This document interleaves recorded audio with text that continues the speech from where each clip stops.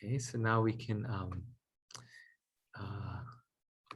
do the prayers that we do in the beginning.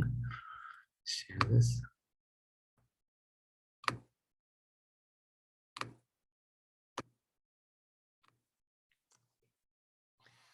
Om Jnanam Timirandhasya Jnananjana Shalakaya Chakshurunmilitam Yena Tasmai Shri Gurave Namaha Shri Chaitanya Manobhishtam Stapitam Yena Bhutale Swayam Rupa Kadamayam Dadati Swapadantikam Vandeham Shri Guru Shri Yuta Padakamalam Shri Gurun Vaishnavangsha Shri Rupam Sagrajatam Sahagana Raghunathan Vitam Tam Sajivam Sadvaitam Savadhutam Parijana Sahitam Krishna Chaitanya Devam Shri Radha Krishna Padan Sahagana Lalita Shri Vishakhanvitangscha He Krishna Karuna Sindho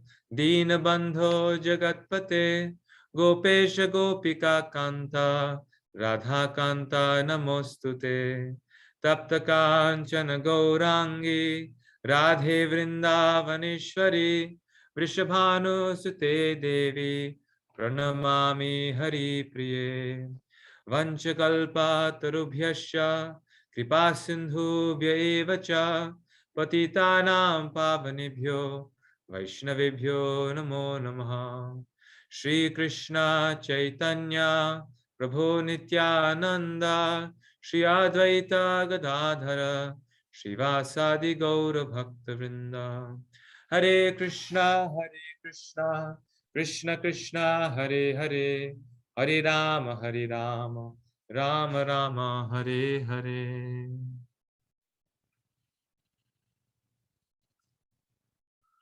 Okay, welcome everyone. We are starting with a new book, Sri Isopanisad. And as I mentioned before, we will have one exam for Nectar of Instruction and Sri Isopanisad. And before we do the exam, I will do a quick review later on. I'll do a quick review of the Nectar of Instruction so that your mind is refreshed. So I know that it may be difficult now we're doing Isopanisad and you feel you may forget Nectar of Instruction, but we will do one session. We'll just do a review. So in this way, we will not have to forget everything, and it won't be so difficult for you.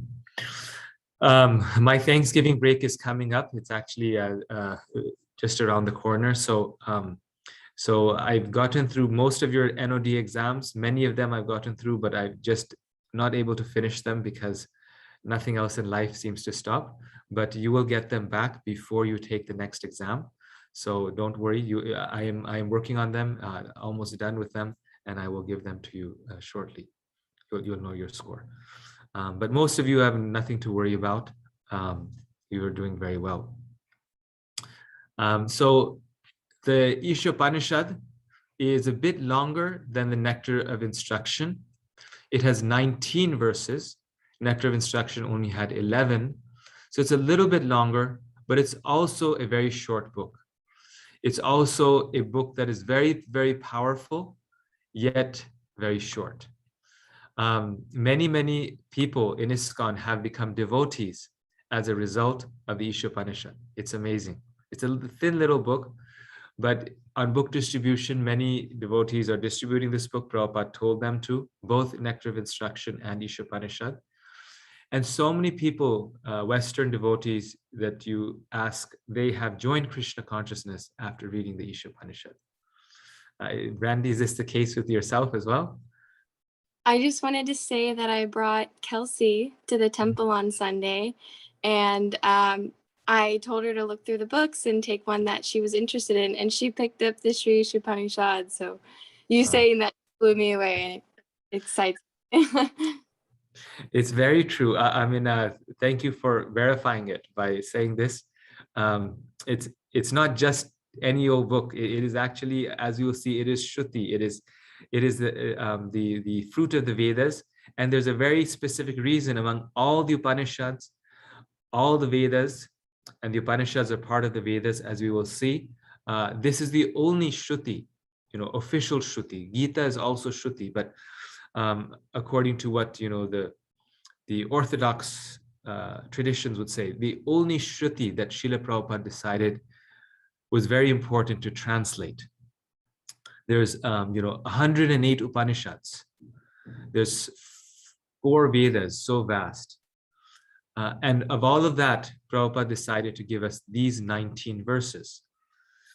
And the reason is because these 19 verses present to us the conclusion of all the Vedas and the Upanishads, particularly the Upanishads.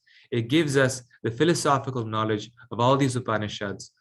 Prabhupada felt it was the most important of them because it was giving the highest knowledge in the Upanishads. It was laying the foundations of our philosophy. And Isopanishad actually is a very nice book in that way because it's very philosophical in nature, very different than what we have been doing in the Nectar of Devotion and Nectar of Instruction, very non-sectarian in nature, therefore, and therefore very accessible to people. Like, if a person is not a devotee, this is something they can connect with, as we will see. The philosophy is just very appealing. Oh yes, Ravinda Sarup Prabhu, I think he mentioned to us when he was teaching us Bhakti Shastri that he came to Krishna consciousness after reading the Isopanishad. And he specifically mentioned a few sentences that we will come across that blew him away and convinced him to join. So very intelligent people, very philosophical people are oftentimes drawn to Krishna consciousness due to the Isopanishad. So this is the first verse. This is the invocation. It's not actually even the first verse. It's the verse before the first verse. The invocation. It starts very much in a Vedic style. So I thought we could start by reading this. Today, my goal is to give you an introduction to the Isopanishad and to cover the invocation. It may seem that we are not covering a lot of ground today, but we are, because the whole Isopanishad is essentially teaching us the philosophy, a singular philosophy that we will cover today. So we'll be covering actually most of the philosophy of the Isopanishad, and then in the following weeks to come, we will cover the verses very quickly. My goal or hope is that in 1 month's time we'll cover Isopanishad. So today's week 1, in 3 weeks following we will cover it. Let's see if we can do it or not. So that'll be an experiment. So this is the first verse. If you like, at your own homes and places, you can chant it along with me.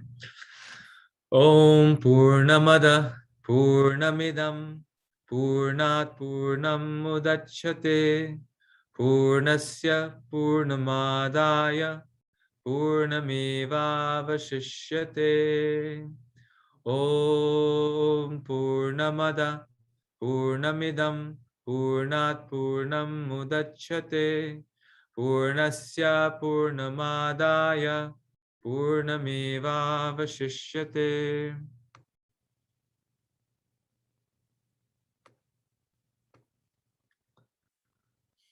The personality of Godhead is perfect and complete.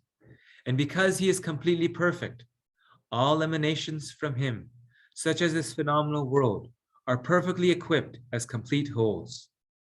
Whatever is produced of the complete whole is also complete in itself.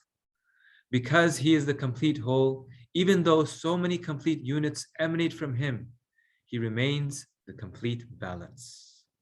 Once again, the personality of God is perfect and complete. And because he is completely perfect, all emanations from him, such as this phenomenal world, are perfectly equipped as complete wholes. Whatever is produced of the complete whole is also complete in itself.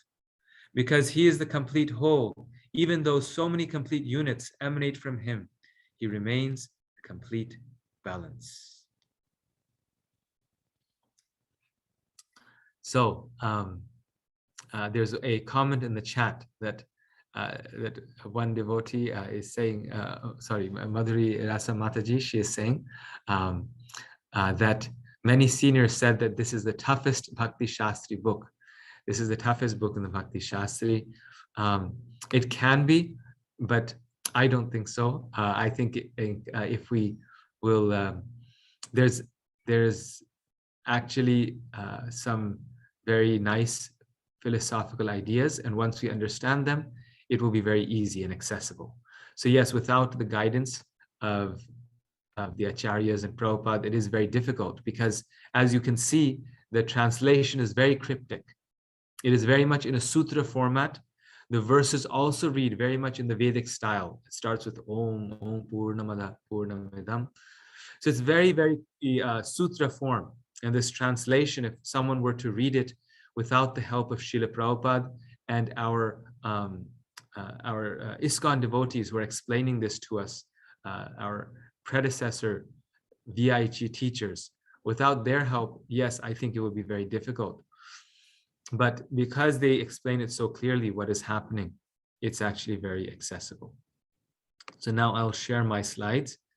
And we're going to take a few steps back to look at the Isopanisad in general before we once again go to the invocation, wherein we'll discuss two of the main themes of the Isopanisad. So, what is an Upanishad? An Upanishad is composed of three words. The word itself, Upanishad, is composed of three words. Upa means near. Ni means down. Shad means to sit. So sit down nearby. Sit near a spiritual teacher to learn. So the Upanishads are actually very fascinating books. There's a nice translation by Patrick Olivelle. It's just a literal translation published by the Oxford Classics. Very readily available. You can even read it using that because they're very sweet narrations. Many narrations in the Brihadaranyaka Upanishad describe spiritual masters and disciples, and how the disciple again and again comes to the spiritual master and says, please, I don't understand. Who am I? Please tell me, who am I? What is the purpose of existence? And then the spiritual master will tell him, you go and perform austerities for 1,000 years, and then come back, and then you will be able to understand. So then I will explain to you. And then the disciple goes for 1,000 years and performs austerities, and he comes back to the spiritual master, and then the spiritual master says, actually, you know what, you're still not ready to know the answer to this question. Go and perform austerities for another 500 years and then come back to me. And the disciple goes and performs austerities again, and they come back to the guru, and then the guru tells them, okay, now sit here for a few years and do more austerities, and then after that I'll teach you. It does that, and then after that finally they give the disciple the spiritual knowledge. So the Upanishads describe conversations and exchanges between guru and disciples, who are generally sages, very ascetic settings. They're always sages, or more, not exactly like Gita, like a battlefield. Very reflective, very thoughtful. This is why the Upanishads are taught in universities around the world by non-devotees alike. They're part of philosophy classes. So the Upanishads emphasize the need for practice, which we will see in the Isopanishad as well, that it just doesn't tell us the knowledge, but it also teaches us how to reach that knowledge. In Western philosophy, we have the idea of philosophy for philosophy's sake. So you have philosophy like armchair philosophy. You just do philosophy as an intellectual exercise. What Western scholars have noted is that in the East, when they do philosophy, it's called path philosophies. Philosophy is only done for the purpose of reaching a spiritual goal. So it's a philosophy that leads you on a certain path and helps you reach a certain goal. It's called path philosophy. They don't discuss, for example, music for its own sake or beauty for its own sake. They discuss these topics as a philosophical exercise to lead you to self-realization. So therefore, there's always a practical dimension to the philosophy of the Upanishads, which is very unique. It's actually very interesting in terms of if you look at world philosophies. There's always a practical dimension. There's 6 major philosophical systems in Indian philosophy, you could say, they call it Indian philosophy, but it's more like Vedic philosophy. Six systems of Vedic philosophy. And one of those 6 systems is yoga. Yoga is one of the 6 philosophical systems of philosophy. Now, as we know, yoga is all about practice. There's a philosophy of yoga, but then there's yoga primarily means spiritual practice. And it is considered one of the 6 philosophical systems. Why? Because philosophy means, by definition, also practice. Knowledge, the belief is, the understanding is that knowledge is understood through realization. So teaching knowledge is equivalent to the practice of knowledge. We have to practice knowledge, not just understand knowledge. This is also recognized that Western traditions are more orthodoxy, Christian traditions, that the belief is most important.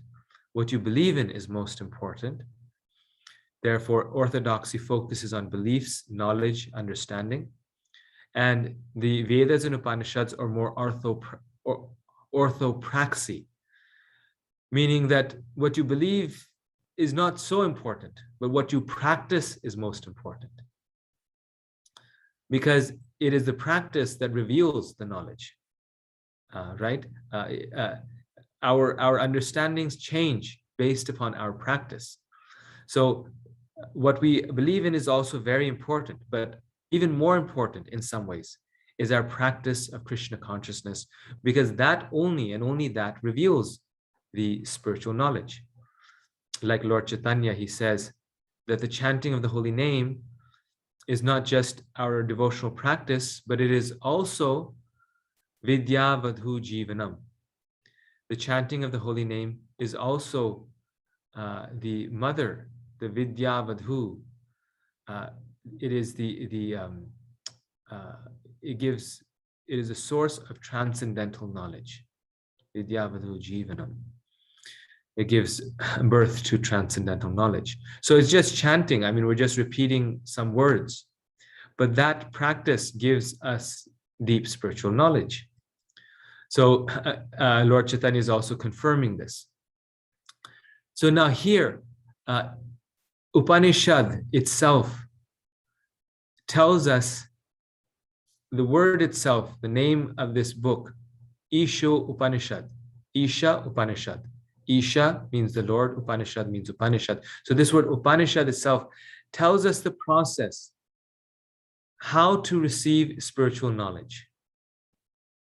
The name of the book itself, or the books itself, are saying the path, the process to receive knowledge is not to sit up and away in a library, but rather the process to receive knowledge is to sit down and near the sage and to learn from them.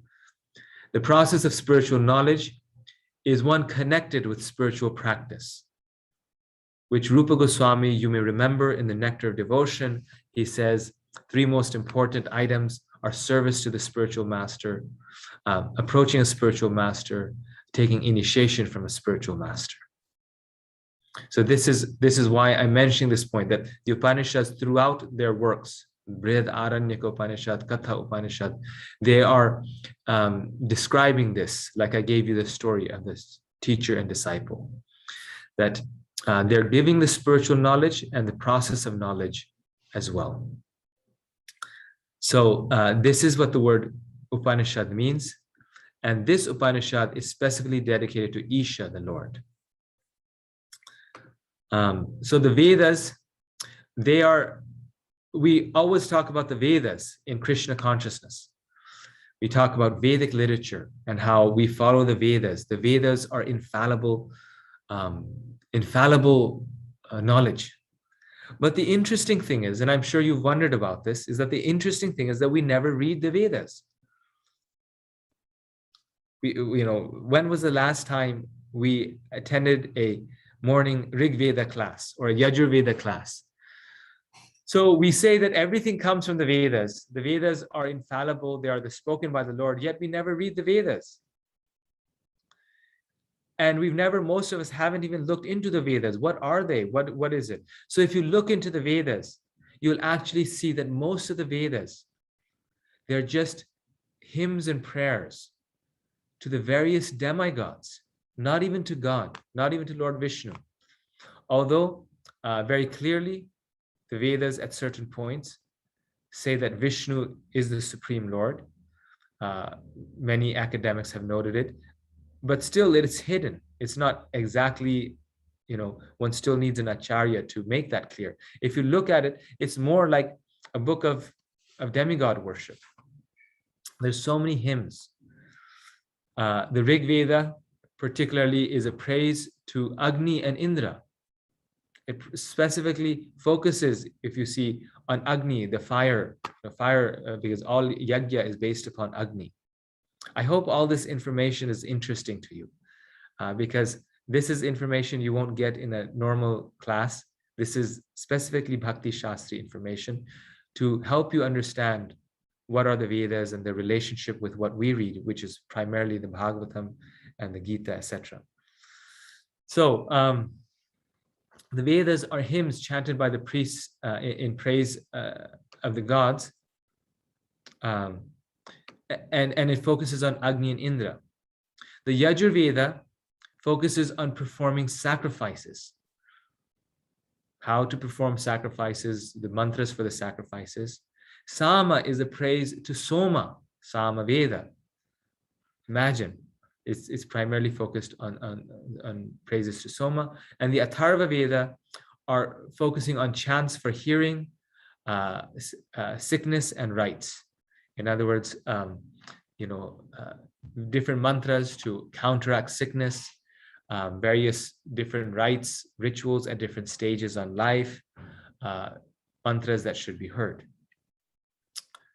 So now the question is, someone put this question in the chat, why are the Vedas, which are spoken by the Lord, which are in some sense our highest authority, why are they praising the demigods? And the reason for this is because Prabhupada says very clearly, the Vedas are the library for all levels of human beings. The Vedas are they're like a mother, everyone accepting everyone, whichever level they are, whatever material desires they have, whatever materialistic consciousness they have. They are all welcome in the Vedas. They can all find their ways of advancement in the Vedas. So the Vedas, therefore, are very gradually but steadily elevating the person to the platform of God realization.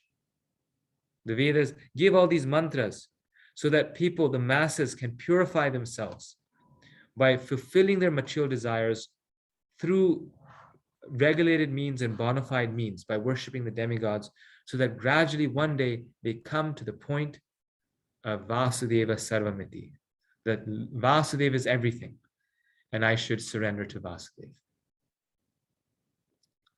And therefore, the goal of the Vedas is Shuddha Sattva.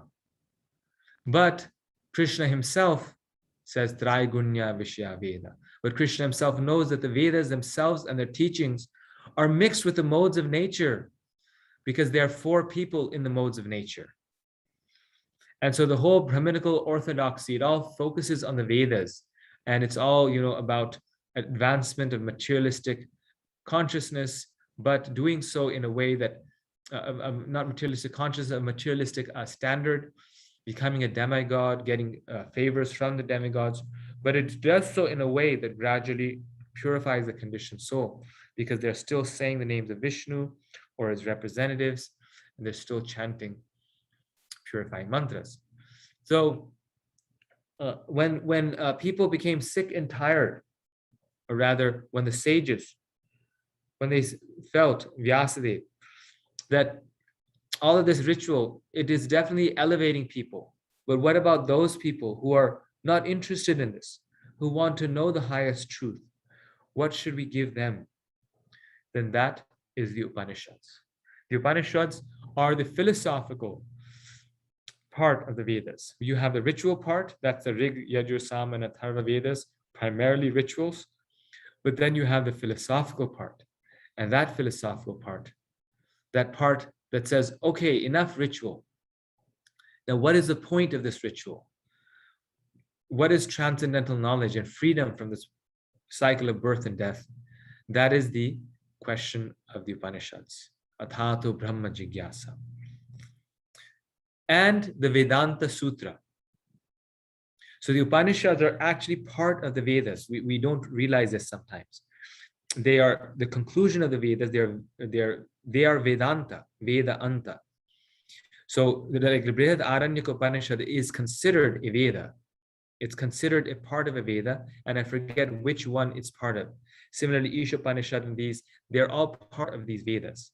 So the Upanishads are not separate from the Vedas, but they are, relatively speaking, small in size, and they're sort of like the conclusion, the philosophical part of the Vedas. And then also you have Vedanta Sutra, which is also considered a Veda, Veda Anta, the end of the Vedas, Vedanta. And Baladev Vidyabhushan in our line has translated that to give us that. And you see very much, it's a very powerful book, Vedanta Sutra. It's a very, very powerful book, because Vedanta Sutra goes very systematically. Like, it's actually very systematic, done in question and answer form. And it's like systematic philosophy. It lays the groundwork of the entire philosophy in a systematic way. God, world, and the souls, the jivas, the souls, Bhagavan, what are these? Why is there suffering in this world? Why is there, like very much in a philosophical, methodical way. The Vedanta Sutra is one of those very few in Vedic literature, very systematic books. So that's the Vedanta Sutra, which is the end of the Vedas, the conclusion, the Veda Anta. And then the Srimad Bhagavatam is the commentary on the Vedanta Sutra. So the Vedanta Sutra very nicely delineates all the truths, but it doesn't teach us how those truths actually manifest. How do they actually appear in this world? How does the Lord look? How does he sing? How does he play his flute? Who is he? What does it mean that he's a person? And the Bhagavatam also gives us the examples of the devotees who treaded this path and how they reached the supreme destination. How is it that they were successful? How did they reach the goal? So Bhagavatam, therefore, is the conclusion of the conclusion. It is a commentary on the Vedanta Sutra. As I mentioned, the Vedas encourage satisfaction of material desires because we have material desires, and they encourage satisfaction in a way to gradually elevate us to the point of transcendental life. So, okay, you have material desires, but do it in a way that you won't fall lower, but you'll go up. So the Vedas lead to the Upanishads and give us a chance for self-realization. So these different demigods, they represent these different desires. And therefore, when people have these desires, rather than going to a brothel or going to a bar or going to even just materialistic persons, one can go to these demigods. And hopefully by worshiping them, Indra represents sex desire. This is because we hear the stories of Indra. He is very lusty at times. He's also a devotee of the Lord. So this is kind of the area that he's in charge of. Prajapati, he produces so many children in the Bhagavatam. Prajapati, his very name means that. So you get good progeny by worshiping the Prajapatis. Then good fortune comes from Durga, who is non different than Lakshmi. So she is the goddess of fortune, right? Lakshmi. So Durga is her. She manifests in this world as Durga. Power is Agni, or fire. Fire is very, very powerful. All atomic bombs, nuclear bombs are made of fire. And the Vasus, they are the lords of money or wealth. I believe Kuvera is one of the Vasus. If I, maybe not, but I think he's one of the Vasus. And if we want a good body, a strong body, then we worship the earth, because the earth comes, the body comes from the earth. So it's very scientific. You worship these demigods, you get these benefits, and you also gradually elevate yourself to transcendental life. But the conclusion of the Vedas is what? Om Tad Vishnor Paramam Padam Sada Pashyatanti Surya. That the Paramam Padam, the highest destination, the Rig Veda, which is the oldest among the Vedas, it says is Sri Vishnu, it's Lord Vishnu. An interesting point about the Rig Veda, that according to all academics today, the Rig Veda is the oldest extant book in this world. It's the oldest extant book, meaning that in the whole world, the oldest book, they believe, based on archaeological evidence and so many other pieces of evidence, the oldest book that we have in our hand today that is still extant is the Rig Veda. Now they say, well, it's possible that there's other books that are older than the Rig Veda, but if there were any, we don't have them. And as we know, our Shastras tell us that Vyasadeva was the first person to actually write down transcendental knowledge. Before that, people had, photographic memories, and then he saw Kali Yuga is coming, and he thought, well, I need to write this down. So it's possible that it was the beginning of writing. Vyasadeva was the first one to write books. And among the four Vedas, the Rig Veda is the first one. So we say, yes, we agree, it is the oldest book. And therefore, a nice point to make to people is that, well, given that it's the oldest book in the world, one should at least consider it. I mean, if you found the oldest book in the world, you would be interested. What does it say? And it is saying, Om Tad Vishnor Paramam Padam, that the highest destination is Lord Vishnu. Academics today date the Rig Veda to 1500 BCE. So this means 1500 means 3,500 years old. We say 5,000 years. So it's similar. But I mean, the point is, it's the oldest one, 3,500 years old, not so off, So even academic knowledge is confirming this. And Krishna gives us his instruction in the Gita, as I mentioned, Traigunya Vishya Veda, that these Vedas are there, but they're Traigunya, they're dealing with the three modes of material nature. We can make more rapid advancement. We don't have to take the gradual process. And so we need the Upanishads. We need Bhagavad Gita. In one place, in one lecture, His Grace Aindra Prabhu, he says that the process of Krishna consciousness or self-realization is gradual. And then he says, and we can make it as gradual as we like. Somewhat sarcastically, we can make it as gradual as we like. So the followers of the Vedas are reaching the Lord, but they'll have to do these rituals for many lifetimes. But Krishna is saying that we have a fast track, and we can get to the goal here. Om Tad Vishnor Paramam Padam. So therefore, the Upanishads, they mark the beginning of spiritual life. The main contribution that they give is to establish the absolute truth as non-material. So Vedas are primarily dealing with the material world and material demigods, but the absolute truth, then it's telling us what is matter and what is spirit, and how the absolute truth is non-material. It denies the material personality of the Supreme Lord, but it does assert spiritual personality, as we will see.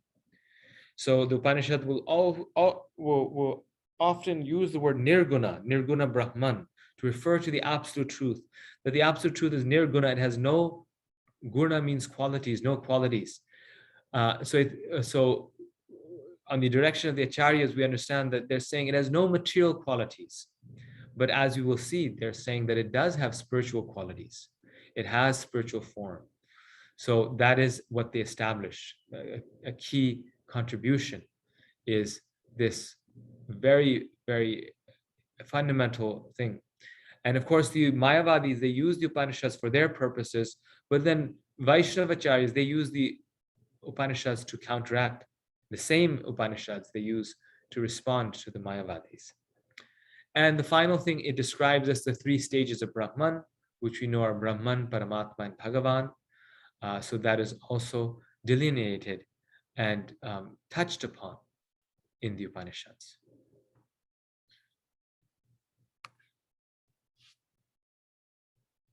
So they prepare the way for us to understand Bhagavan.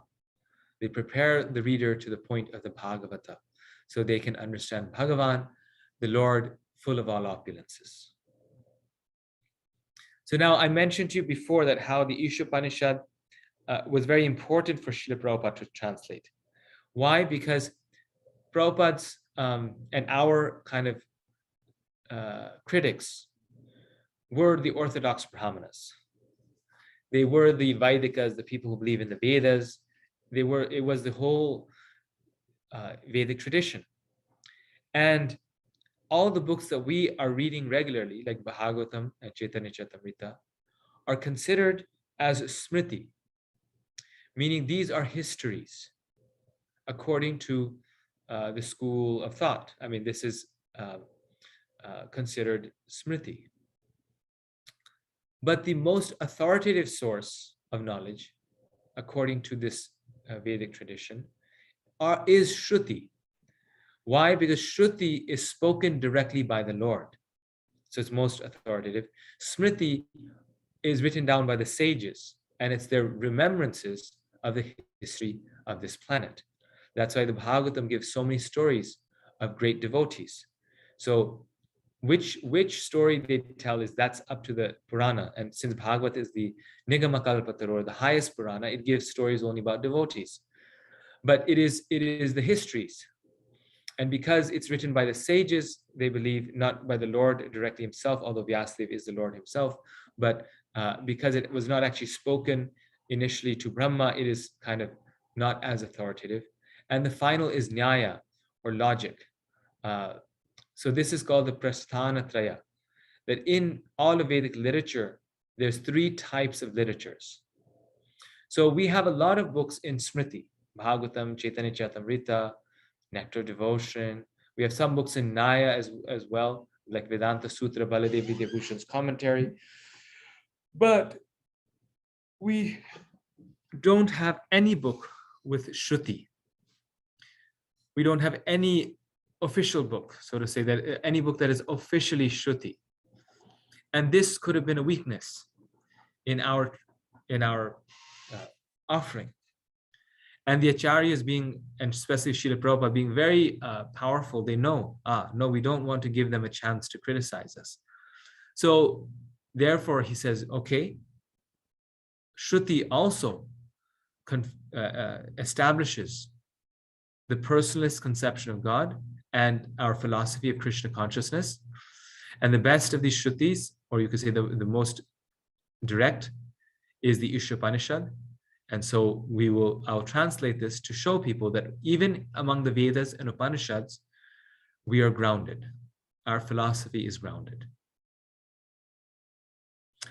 Again, these are all very important points, because if you go to India and you preach to someone who knows all the Vedas, Upanishads, and even in the West now, so many scholars study this, they may say, well, what is your evidence of Shruti?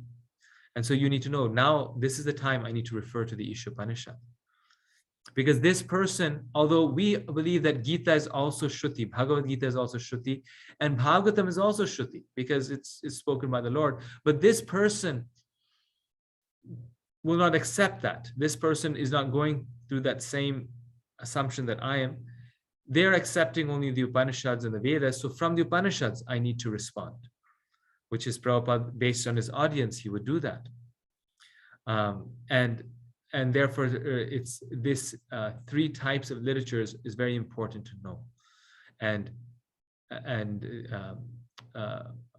not just Isopanisad, but Prabhupada also took from other Upanishads like the Katha and Kena Upanishad, and he gave us famous verses that establish the supremacy of the personal form of the Lord, which is like, for example, Nityo Nityanam Chetanas Chetananam, that establish the individuality of a living being and of the Lord.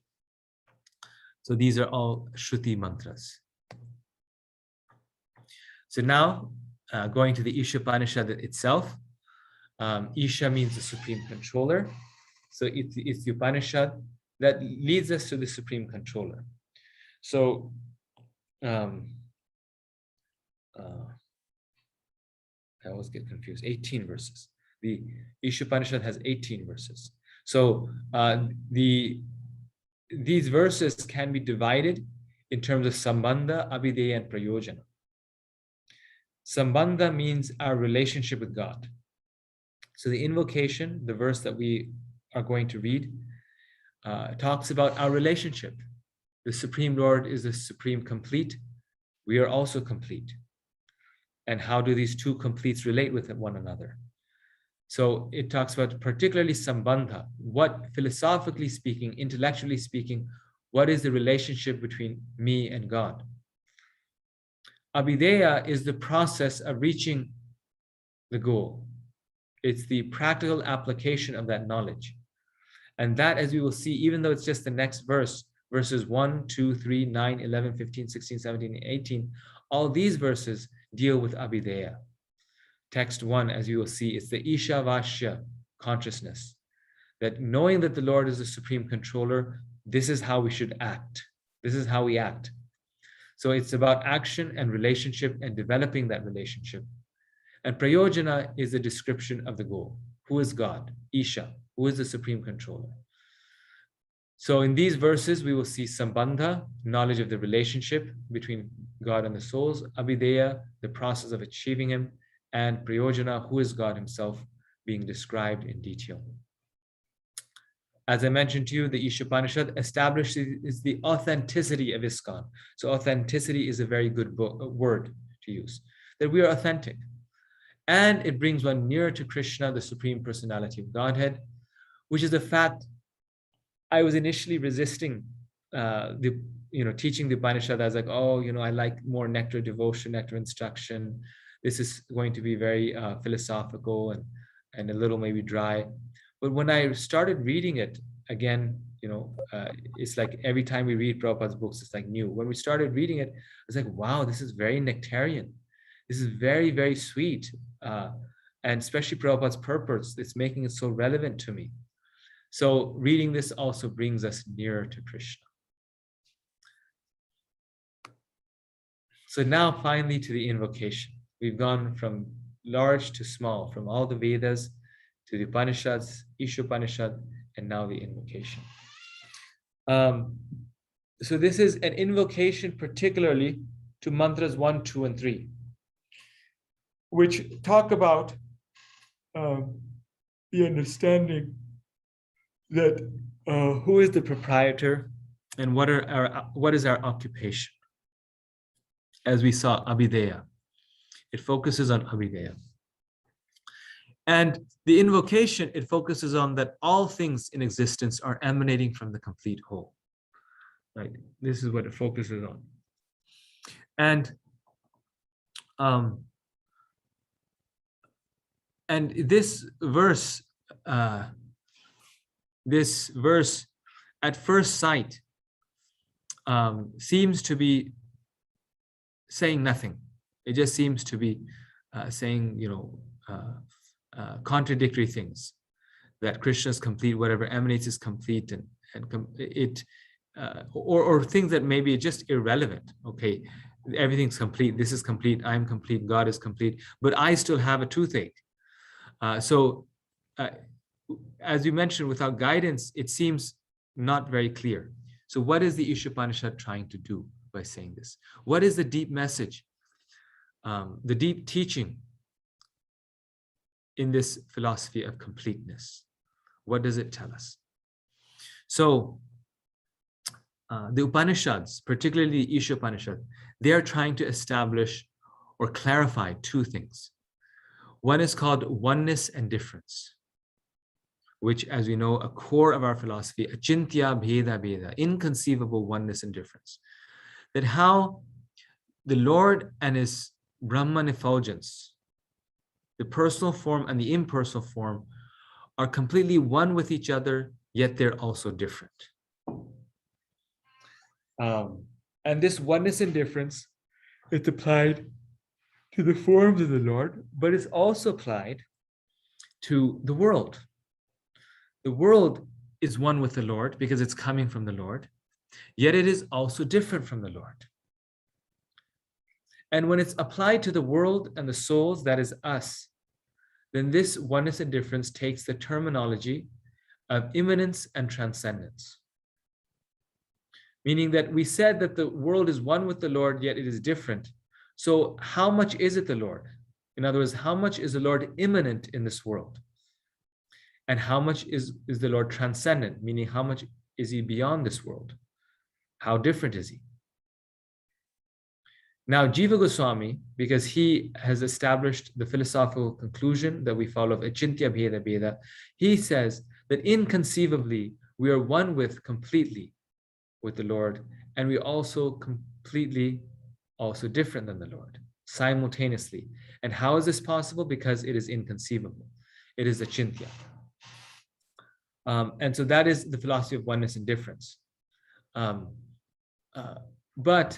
then the Upanishads, they are trying to make sense of this by also describing to us, well, certain things are more godly, like spiritual things, and other things are less godly, like material things. So, how immanent is the Lord and how transcendent is he? And this question of immanence and transcendence specifically asks the question, what is the relationship between God, the souls, and the world? So how immanent is the Lord? Meaning, what is the relationship between the Lord, the Atmas, the souls, the Jivas, and Prakriti, nature?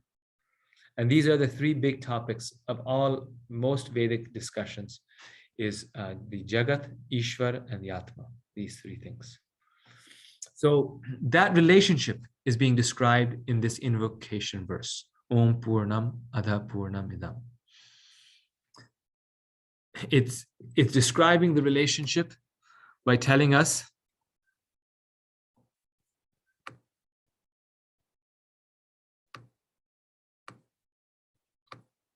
that the Lord is perfectly complete, yet the world is emanating from the Lord, because it's saying everything is emanating from the Lord. And all emanations are also perfect and complete. So it's telling us the relationship between the two. And although all these complete units are coming out from the complete whole is still remaining complete. So three key points here: that God is complete, everything produced from God, meaning material nature is complete, and we are complete, individual beings are complete. And although we are complete wholes emanating from this complete whole, the Lord himself remains untouched. He's still fully complete, and he never becomes reduced by producing us.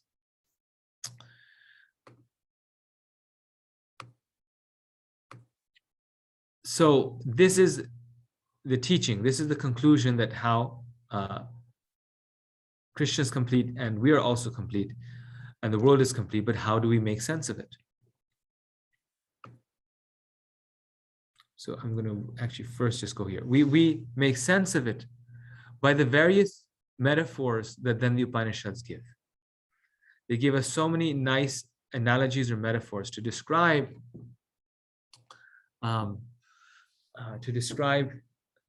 this relationship between the Lord Krishna and the world. One of the most famous Upanishadic metaphors that we find in the Bhagavatam as well, and that Shankaracharya uses for a completely opposite reason. He takes a metaphor and essentially turns it around, is that of reflection. That the Supreme Lord is the complete whole like the tree, and the world is like the reflection. The reflection is also complete because it's complete in its purpose to be a reflection. But because the tree sends out reflections on the water, it doesn't mean that the tree is even slightly reduced by those millions of reflections. So when we wonder, well, how is it possible if Krishna is complete and so many complete wholes are coming out of him that he can remain complete? Well, this explains it to us. How is it possible that the tree is not reduced by so many reflections coming out of the tree? But we know that it is possible. So this is one of the very powerful analogies or metaphors given in the Vedas, Upanishads, to describe this relationship between the Lord and the world. Other examples that Prabhupada gives, some of which he gives here, some of which he gives in other places, is a tree and its branches, or the body and its fingers. A finger is perfectly complete in its purpose and what it does. But when separated from the body, it is not, it cannot realize its completeness. But when it is connected to the body, then both the body is complete and the finger itself is also complete. In the same way, when the fruit is connected to the tree is complete and the fruit is also complete. It only when it drops to the ground then it rots. So this is another example to describe this relationship of immanence and transcendence. How much the Lord is part of this world and how he's also different. Another example is the ocean, as we've heard so many times, and a drop of water from the ocean. The drop of water is perfectly complete, but it is also part of the ocean, which is also complete. And another one which I like very much is the flower and its fragrance. The flower is in one place, but through its fragrance, it pervades an entire garden. In the same way, our Krishna produces all these living beings, pervades the entire world, yet Krishna himself remains that flower untouched. Yet his power and fragrance is seen throughout this world. And finally, the sun and the sunshine. That Krishna is the complete sun. Krishna Surya Samamaya and the God. And all of the living beings, they are like the rays of that sun. We are one with the Lord, yet we are different. We are immanent, yet we are also, the Lord is also transcendent. The Lord is immanent and the Lord is transcendent. So these are metaphors to help us understand how, even in this world, that relationship exists and it's inconceivable. One can never pinpoint what is exactly the relationship between the sun and the sunshine. But we know it's the same thing. The sunshine is the same as the sun. But we also know that it's different. When the sun comes in my room, if I say the sun is in my room, then people know that if the sun was actually in my room, the whole house would be burnt and I would be long burnt and everything would have been burnt. So when the sun is in my room, I mean the sunshine. And the sunshine is the same as the sun, but less in quantity. And therefore, difference of quantity, but the same in quality. But if this verse is saying that everything that emanates from the world is complete and perfect, just like the Lord is complete and perfect, then why are we miserable in this world? Why does this world lack so many natural resources, money, food, etc., all these things? If it is complete, then why does it lack these things? And this is where Srila Prabhupada's purport comes into play, where he explains that although the living entity is complete, its completeness is realized in its connection with Krishna. Otherwise, it feels incomplete. You may say, well, how is that possible? Well, a child is complete, but unless they're with the parents, unless they have the opportunity to be with their parents, they're not complete. They are complete, but they're not complete because their completeness is realized in relationship with their parents, especially when they're very small.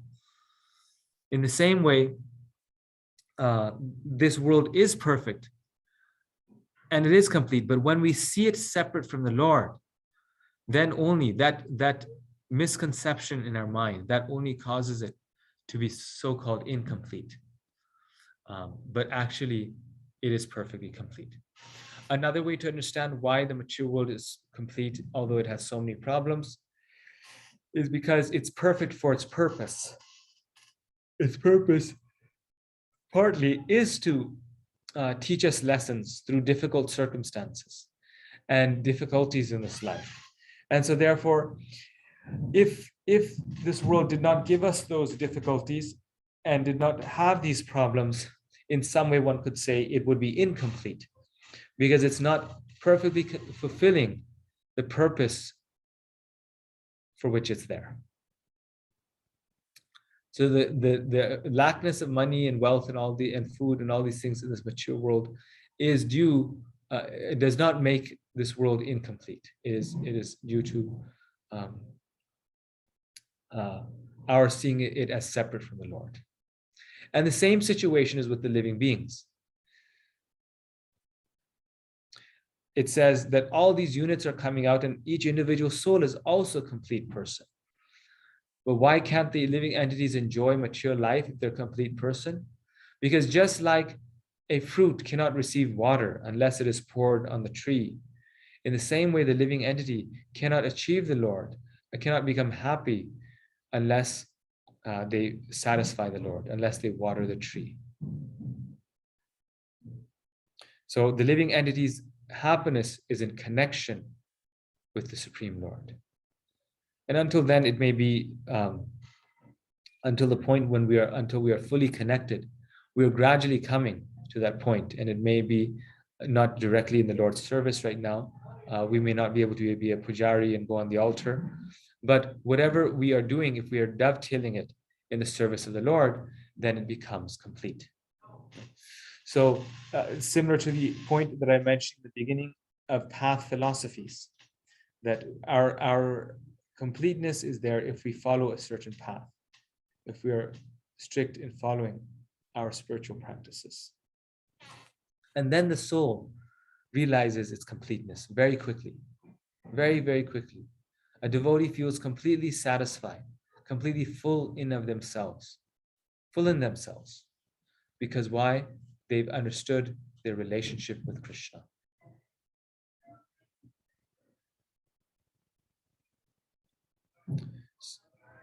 So the Isopanisad describes the three features of the Lord: Brahman, Paramatma, and Bhagavan, which for us is review because we covered in the Bhagavad Gita. But what's so amazing about this Upanishad is that it shows the devotee particularly asking the Lord, not in this verse, but in future verses to come, that please remove the impersonal aspect. Please remove your impersonal energy so that I can see you. So it's describing these three, but it's also establishing the greatness, the perfection, which is the greatness of the devotee of the Lord, serving that devotee. So the Lord has these three features: Bhagavan, Paramatma, and Brahman. And this is described in the Isopanisad. Then the world is Prakriti or matter. And the world is ever changing. It's the world of change, samsara. This word samsara, it comes from the Sanskrit word srij, which means to flow and to rush down the mountain, to flow like the river flows down a mountain. So Prakriti is always changing. It is a cycle of samsara. And even the manifestations of Prakriti are temporary. Everything is temporary. However, Prakriti itself is eternal. And it's the energy of God. Because Krishna is eternal, Krishna's energy is eternal, and therefore Maya, which is the essentially the source of Prakriti, is also eternal. And this world is therefore always changing. So the changing is temporary, but the cycle of change, that is eternal. And Prakriti is eternal, and therefore it's always going on in a cycle of samsara. It keeps going on: birth, disease, old age, death, birth, disease, old age, death. That cycle of samsara continues on. So that is the position of this world, that it is also Prakriti, or nature, is also eternal, although its manifestations are not eternal. And the last is the self, which Prabhupada mentions in this purport, is also Satchit Ananda. Like Krishna is Satchit Ananda, the living entities are also Satchit Ananda and are therefore complete, perfectly complete. And so as far as the relationship between the souls and the material nature, we are spirit souls in the envelope of this material body. So we are souls, carrying the dress of this material body. And so that is the relationship between the soul and nature. But now the difficult question, which we've been dealing with, is, well, what is the relationship between the soul, the world, and Krishna? Why is this a difficult one? The difficult one is, again, back to this problem of that in this world, there is misery, there is imperfection. So if we say that this world is directly related or connected with Krishna, that means there's imperfection, misery, suffering within Krishna. But if we say that this world is separate from Krishna, then that means there's something that exists outside of Krishna, and that means Krishna is not God. So both solutions don't work. If Krishna is God, the world has to be part of him. Krishna has to be the source of him. Everything has to rest within him. But if everything is coming from the Lord and is part of the Lord, and there's so many bad things in this world, that means Krishna is also bad. Another position that the Vaishnava Acharya is unwilling to accept. And hence this philosophy, and this here, which I just described to you, this is the problem of immanence and transcendence. This is why even in the Christian traditions, they have a problem with this, because if God is too immanent, then the evils of this world are his evils. And if God is too transcendent, then the world exists outside of God, and then God is not God. So the way the Acharyas solve this very essential, vexing question is through this philosophy of Achintya Bheda Bheda, inconceivable oneness and difference. The Lord still remains his difference. He's still given us free will. He is still respecting that free will of ours. And therefore, the Lord is also transcendent and not just immanent. So only Achintya Bheda Bheda, only this relationship of oneness and difference, of the flower and the fragrance, of the sun and the sunshine, of the drop and the ocean, only this philosophy can resolve this dilemma. And these metaphors that I mentioned are very, very useful in trying to understand Bheda Bheda or Achintya Bheda Bheda. So everything comes from the Lord, but the Lord is not affected by everything in this world. The fragrance comes from the flower, but the fragrance itself, once it's left the flower, does not affect the flower. So we have separated ourselves from the Lord, and therefore there's imperfections in our lives. But the world itself is perfect because it's going to very quickly, eventually, perfectly prepare us for the spiritual world. The material world is perfect because every single soul that comes into this material world eventually makes his or her way out. Why? Because otherwise the material world would not be perfect. Its very purpose is to do this. And if it's not able to do it, then it's imperfect. Its goal, the material nature is made perfectly and so scientifically just to teach us everything that we need to learn so that we will never return to this world.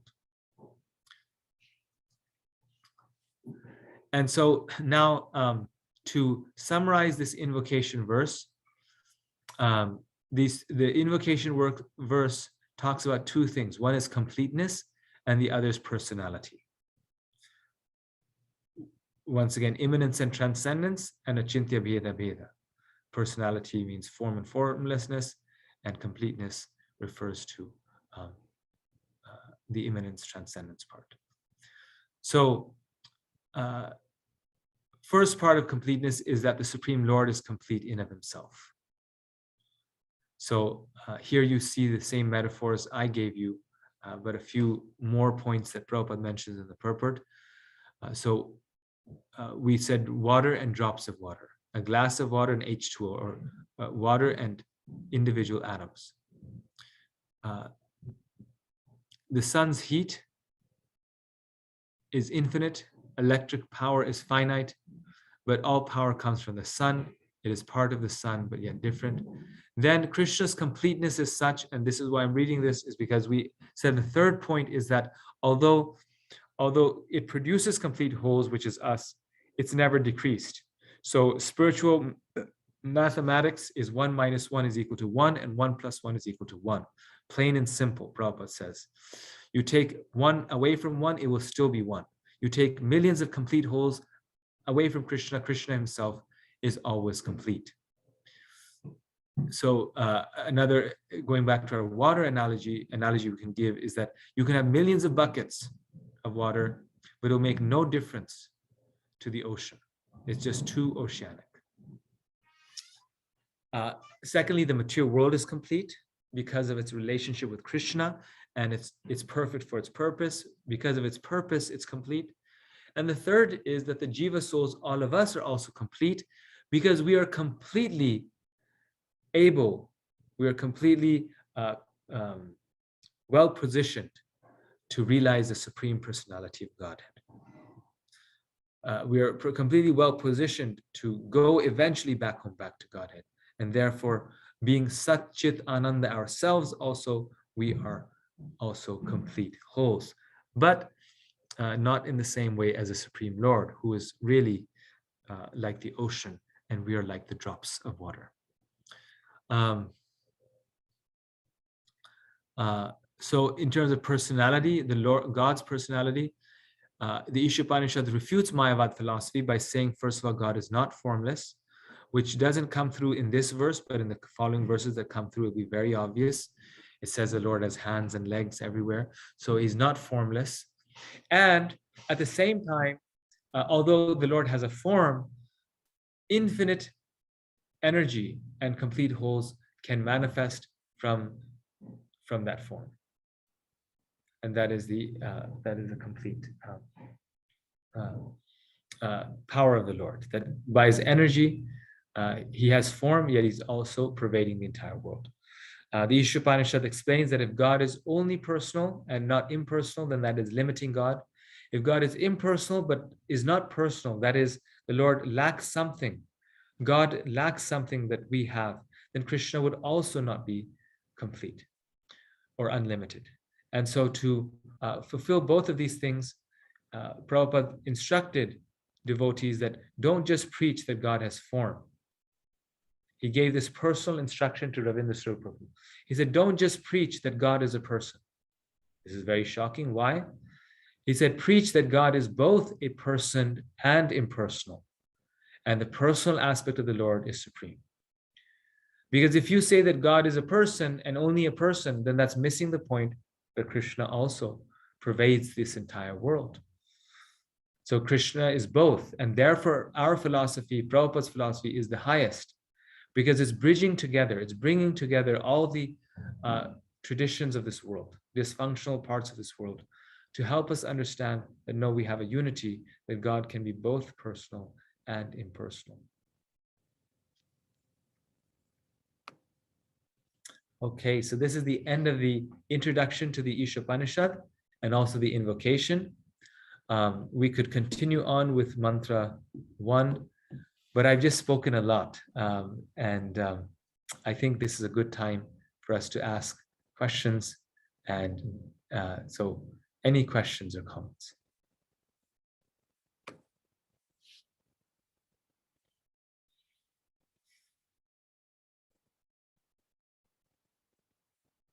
Was I successful in putting everyone to sleep?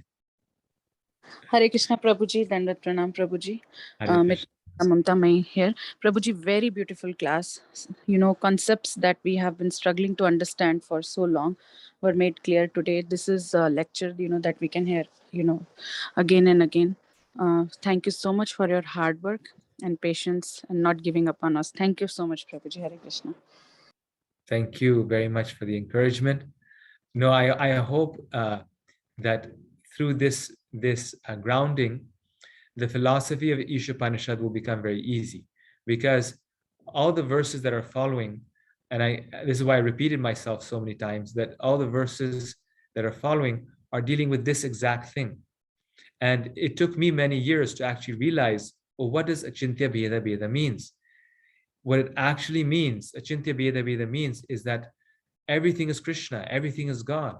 It's all the energy of God. My whole life, life, death, everything is Krishna, yet it is also separate from him because it's his energy. But it helps us realize the closeness of everything, that how closely related we are with Krishna, and how everything is the potency of Krishna or the form of Krishna. And it's this contradiction that you find in the Gita. We found the Lord walks but does not walk.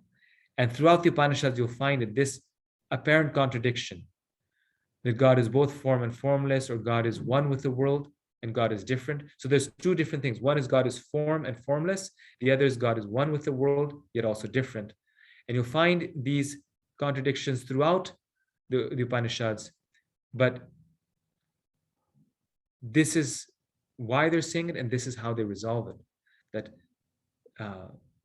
with these metaphors, with this philosophy of Bheda Bheda, it is again and again, they're asking us to see the world in this way as part of Krishna, and then they resolve it also like this. Okay, thank you very much. Pushpanjali Mataji. Hare Krishna, Prabhu. Hare Krishna, Prabhuji.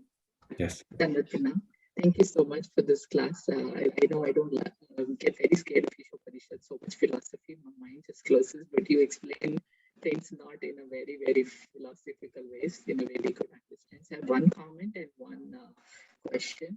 This is from your class only. I think you only told us that Prabhupada's last a little louder, Mataji. You're cutting out just a little bit. Yes, Prabhuji. Is this better? Yes.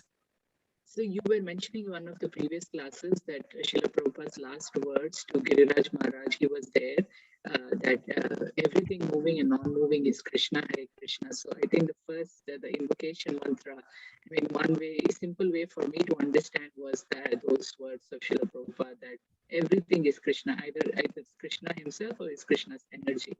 So everything is actually Krishna, and it's very powerfully, I was remembering that, like, how Srila Prabhupada ended with that philosophy that everything moving and not moving you see is Krishna. So that was just a remembrance of something you said. So another question is, people generally ask us, why Krishna created this world where we cannot be gods? Like, this world is created for us to realize that we are not gods, we are imperfect, and we can be happy only, if we worship Krishna, or if you're connected with Krishna. But people who don't take up, they have asked me why Krishna didn't create another world where we could be God. So I don't know what to tell. Nice. I also had that question as a child. I remember having that question. What's wrong with just Krishna making us into God? What's wrong with that? First of all, regarding your comment, thank you for making that connection. And it shows that you're actually absorbing this knowledge so nicely. I had forgotten about that completely. And you remembered that nice connection and that way of understanding this. And it's true, there's only two tattvas in this world. One is Krishna, and one is Krishna's energy. That's the only two fundamental realities in this world. There's God and God's energy. And then the energy part, it divides into two parts. One is the material energy, the material world, and one is the marginal energy, which is the living beings. And then the third part is the spiritual energy. But these are different varieties of energies. But the fact is, there's only the Lord and his energy. That's what everything is.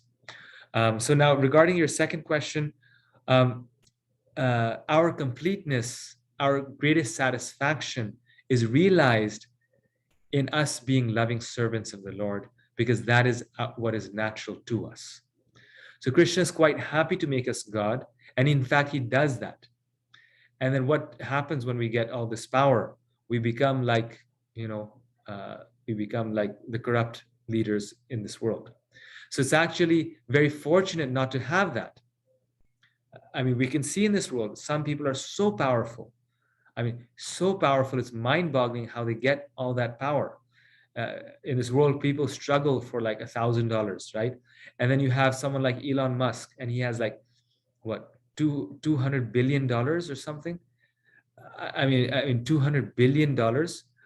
Where is this power coming from? And he just recently, he just sold $1 billion. And it was just like, oh, it one a small decision in his day. He sold $1 billion. And we're here struggling for $1,000 or $10,000 like this. So Krishna makes some people into gods. And what is the result? They lose their mind.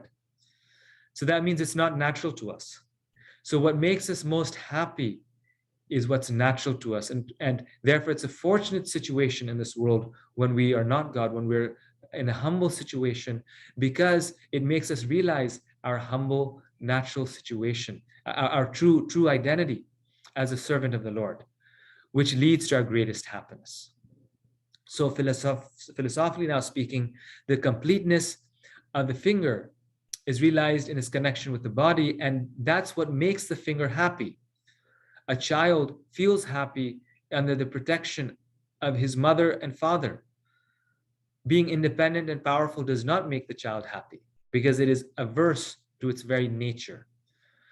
So Krishna knows that the only thing that will make us happy because we are children is when we have our connection with him, when we're serving him. And that's proven by the fact that the devotees are so happy. Thank you so much. Very nice explanation. Thank you. Thank you. Hare Krishna. Thank you. Brandy Mataji. Hare Krishna Prabhu, please accept my humble obeisances. Please accept mine. So Brandon's alarm is going off in the back. I don't know if you can hear it, but I hope. Okay, good. So I don't know if this is me just like being skeptical or not accepting like what you're telling me. But my brain is just having a really hard time wrapping around the fact that we are complete, coming from Krishna while being separate from him, because how can the jiva be complete if it's not living in its natural state of serving Krishna? So I guess that's all I can say. I'm just very confused by this idea. Yes, no, you actually recognize the problem there, and you're actually clarifying something I think I didn't clarify, that we all are complete wholes emanating from the Lord. So as you know, originally we're in the spiritual world with Krishna. So we're perfectly complete in every way, in our beauty, in our happiness, in our knowledge, in our strength. We are fully complete. And our completeness is realized there in our connection with Krishna, or here in the material world when we are in connection with Krishna. But when we become disconnected, then although we are still complete, our completeness is not realized. And that's exactly what Srila Prabhupada says in the purport of this verse. And the example that I gave is that the finger is complete. It's a complete organism of the body. But when it's connected with the body, it realizes its completeness. Food goes to it, it gets nourished through the mouth, not directly through the fingers. In the same way, but when it is separate, when it is fallen off the body, it's cut off and fallen off the body, it is still complete, but its completeness is not realized. In the same way, when we are serving Krishna, like you are saying, when we are serving Krishna, our completeness is realized. We feel perfectly happy. But when we are serving our own senses, then we are always feeling dissatisfied because that completeness is not realized. That finger is separate. It's not serving the body. It's trying to compete with the body.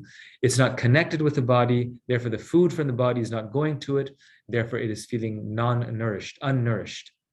In the same way, when we're not devotees, we're not connected with Krishna, we feel incomplete and unnourished. So is it kind of like dormancy? Like if you have a car, like an old car that sits in the garage and it runs completely fine, but you just don't use that car anymore. And like, but when you drive it again, it's restored its purpose of taking people places. I don't know. Yes, I see your point. Actually, yes. No, it's a very pertinent point. I see your point that if something is complete, fundamentally complete, then how can it be? How can it feel incomplete at any time? Right. That's essentially the philosophical question. Is that, well, it's dormant, but then if it's dormant and dissatisfied, unhappy, then it seems like it's not complete. Yeah. Yeah, that is your question. And this is, you could say, a way of understanding Prabhupada is that's why he's saying that it has, yeah, and so in that way in which what you are saying, it is correct. So therefore we're not as complete as Krishna, because Krishna can never be in that state of not realizing his completeness. But even in Western philosophy, they talk about potentialities and actualities, that all of us have the potential to be complete. And in that way, we are complete. So yes, it is a different type of completeness, and you're 100% correct in that way. But there's also another aspect to completeness, and that is the aspect that it's focusing on, that if something has a potential to be complete, it is also complete. Okay, that Yeah. that helps. Thank you. I think in general it's just very hard to understand anyways. So thank you. Hare Krishna. Yeah, Hare Krishna. No, that's a nice, we're going deeper into this, so very nice. Indulekha Karuna Mataji. Krishna Prabhuji, Dandavat Pranam. Krishna. Last Prabhuji, it's very overwhelming. Many points that you have spoken, and so there are so many questions running in my head. So I'll try to be coherent if possible and make sense. But so first question is about, like, just like what Brandy Mataji is talking about, how is the jiva complete? How is the material world also complete? How is this prakriti complete? In what sense is it complete? Yes, so I was mentioning that in that it is complete, prakriti is complete because it is perfect for its purpose. It's complete in the sense that it's complete for that which it's created. Okay, so when we are talking about the world, we're only talking about our particular, like if you're looking at the planetary system, we're only talking about our particular zone that we live in. No, the whole material world. The whole material world is perfectly complete because it perfectly does its task. It does the task of bringing us back to Krishna. So if a government is setting up a prison house, then the prison house will not be complete unless and until there are prison chambers. And the prison chambers are incomplete because they're very uncomfortable, but they're meant to be that way. Theoretically speaking, a prison house is meant to be that way to perfectly correct the soul so that when they come out, they are perfect human beings. Well, we don't do it properly when we make a prison house, but when Krishna makes the material world, he does it perfectly, which means every single soul will make it to Krishna. But we also say that only when we are on this earthly planet, it's only then that we get the perfect balance of happiness and distress, and that's why we slowly turn towards Krishna, and from here we can make it to the spiritual world, not for many of the other. I see. So does that mean you're saying that the other material planets, like heavenly planets, are not perfect? Yes. But see, those planets are necessary for us to experience enjoyment so that when we become a human being, we don't want it again. So on a subconscious level, the soul has learned from that, said, okay, I've enjoyed this, experienced that, or I've suffered this, don't want to go through this again. So even those experiences, although we cannot most of the time make it directly to the spiritual world as a demigod, but that's an experience or detour that's necessary to the human form of life that is necessary for spiritual development.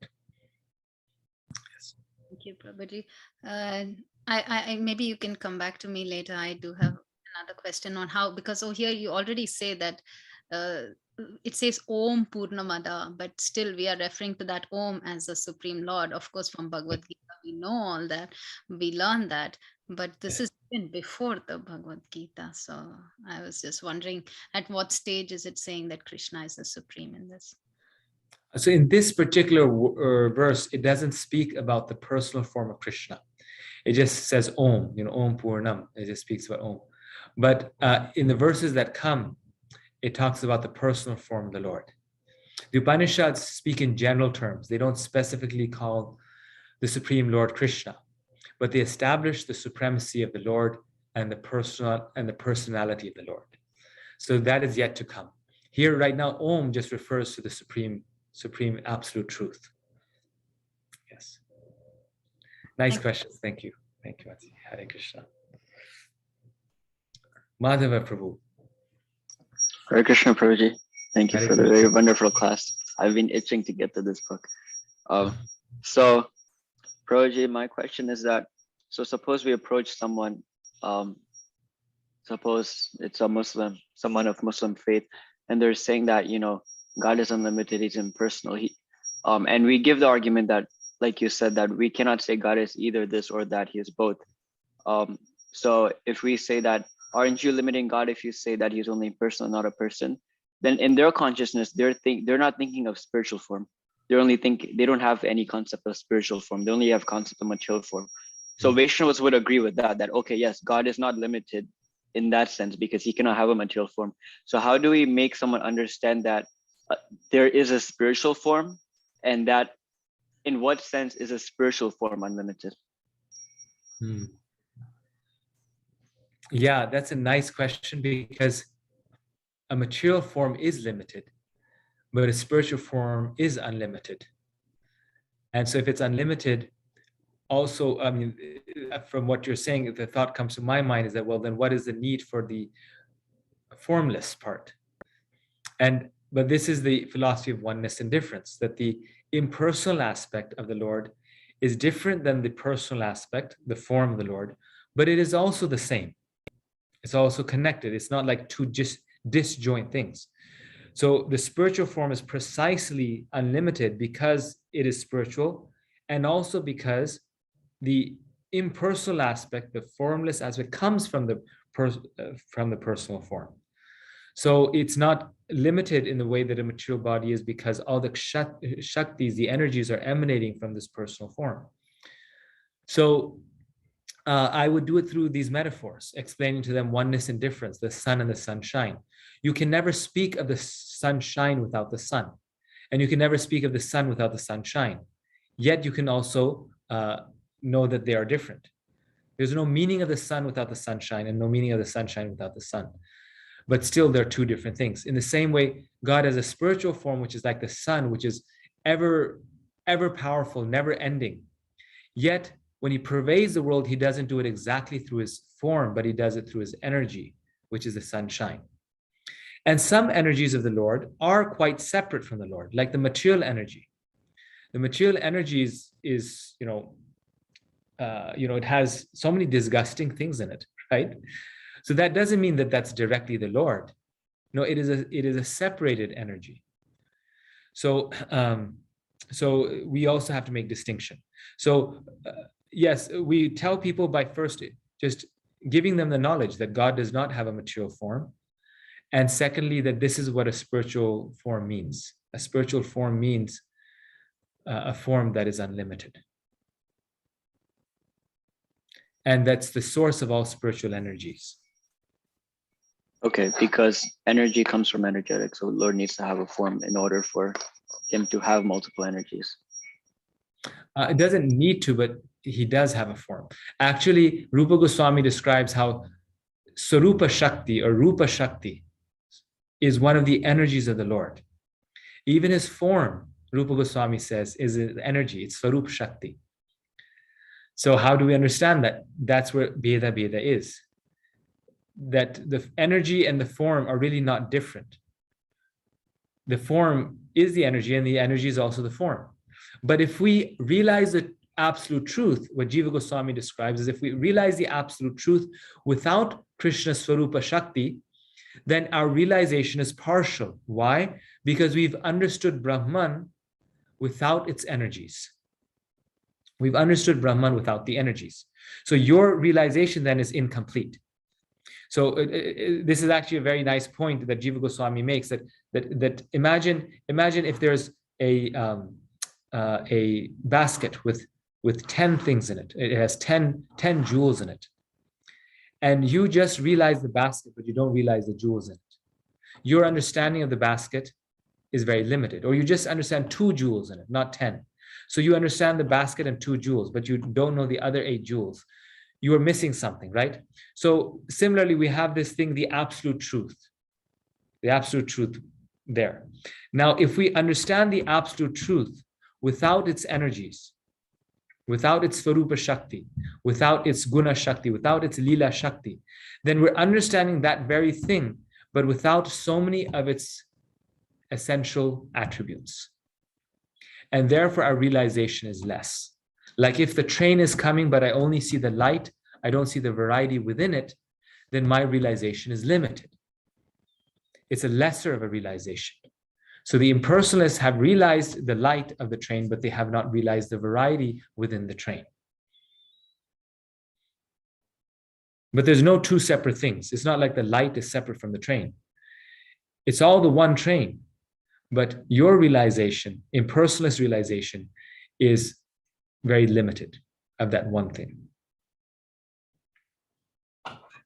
Okay, Prabhu. So when we're talking about a spiritual form being unlimited, are we talking about like the Ananda is unlimited? Like in that sense, it's unlimited, if you know what I mean. The Ananda is unlimited. So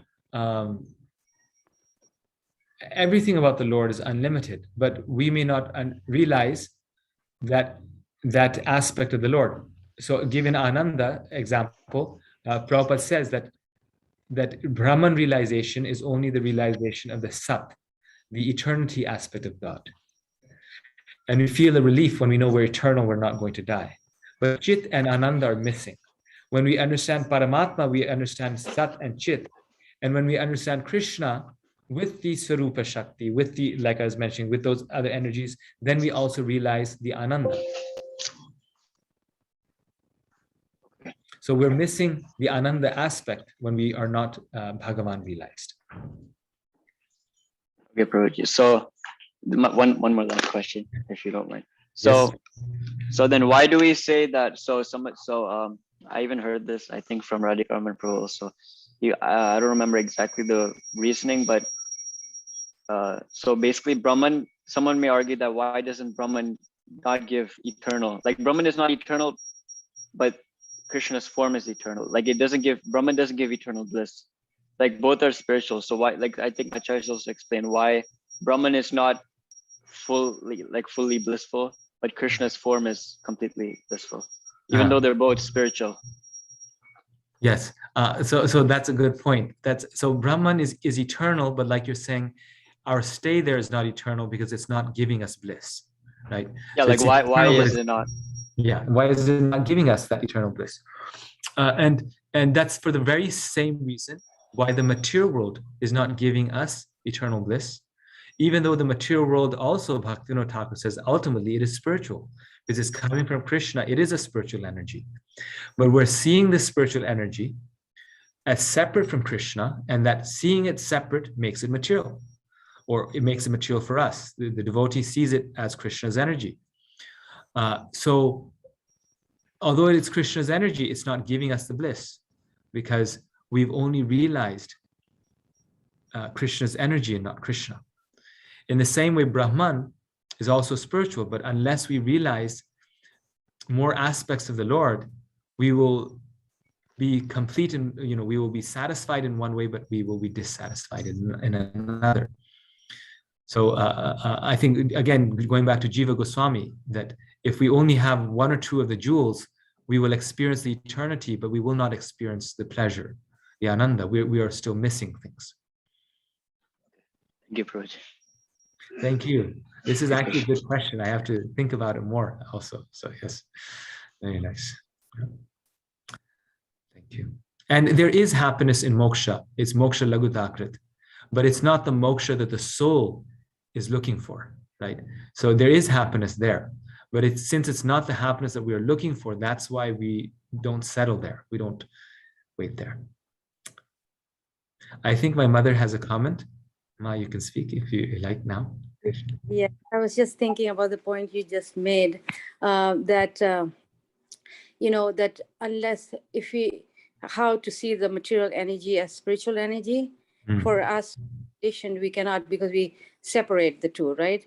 But when we see in the Bhagavatam how Parikshit Maharaj, when he's asking the questions, and he's asking about creation of this, in cantos 2 and 3 and all those, then Prabhupada writes how he's in complete bliss, hearing creation, because he's seeing so much a connection.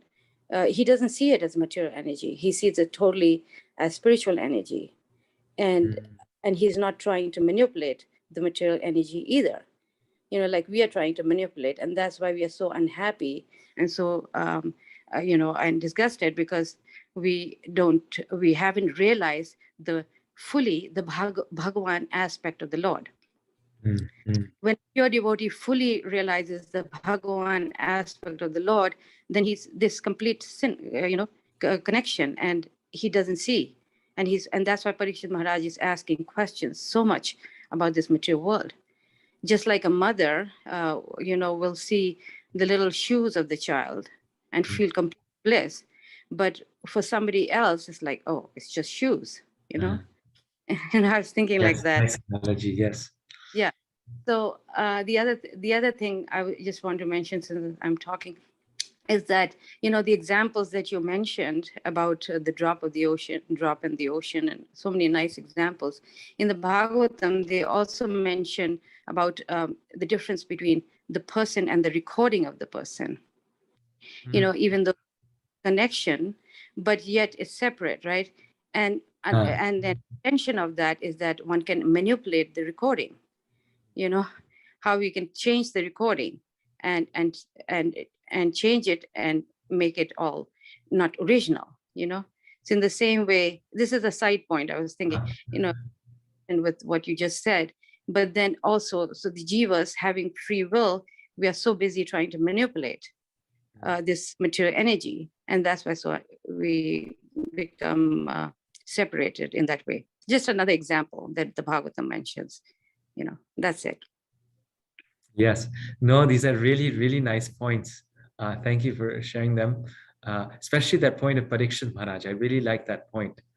That for us, this material world is something so dangerous and all these things. But Parikshit Maharaj, he is just relishing the narrations of Krishna's material energy, because he sees the connection. As much as we see the connection of Krishna's pastimes in Vrindavan with Krishna, he sees the connection of Krishna's creation pastimes, his Leela of creation, to be connected with Krishna in the same way. So the material world is only material when we see it separate from Krishna, when we don't realize its connection with him. And the recording example is also really nice. Yes. Hare Krishna, Prabhu. Hare Krishna. So next, Jyoti can go. Is this a question or comment? Yeah, it's a question. Yes. But I just want to go in order. Prabhu, okay, if it's sure. possible. Yeah, sorry. I'll go quickly now so that we get through it more quickly. Yes. Sure. Hare Krishna, Prabhu, please accept my humble obeisances. Thank you for the beautiful class and the last all Nectar of Instruction classes. I have a quick question, Prabhu, that what I'm understanding is that the Vedas, they are coming directly from the Lord. And the Upanishads, they've been written by the sages. I was just wondering that why, and Vedas are all about demigods and their worship. So Lord talked about demigods and their worship, but he did not talk about himself. And then later on, sages are talking about it. How do we understand that, Prabhu? So the Upanishads are part of the Vedas. They are the philosophical part of the Vedas. They're towards the end. And so the Vedas are spoken by the Lord, which means the Upanishads are also spoken by the Lord. Vyasadeva writes them down, and he's also the incarnation of the Lord. So in this way, every aspect of the Vedas and Upanishads is something that is directly given to us by the Lord. So both the Vedas, the Upanishads, and Bhagavad Gita, spoken by Krishna, and the Bhagavad Purana, written down by Vyasadeva, spoken by Vyasadeva, are all given to us by Krishna. And why does he give the Vedic knowledge, which talks about demigod worship? Because, as I mentioned, he's giving something for everyone. Some people do have material desires. Some people are hell-bent on eating meat. So how will they progress? Well, okay, if you want to eat meat, then sacrifice the animal in this way. Go to its ear and tell in the animal's ear. This is what the Vedic rituals tell us. And this is a practical example of how the Vedas help us advance. Go to the animal's ear, and in the ear, tell the animal, in this life, I am cutting off your neck. In my next life, you will cut off my neck. And you say this over and over again. And after a while, I mean, who's going to go and kill an animal? After a while, it rubs in. It's like this is the actual mantra where you put in the ear of the animal, you say that in this life, I am having to cut off your head, but in your next life, you will cut off my head. So Vedas are still very progressive. But still people are so attached to eating meat, they'll still eat meat. But if they do it through that process, gradually, they will give up that habit. So Prabhu, under the umbrella of the Vedic knowledge, so you said the Vedas and Upanishads, which are part of the Veda, Bhagavad Gita and Srimad Bhagavatam given by the Lord.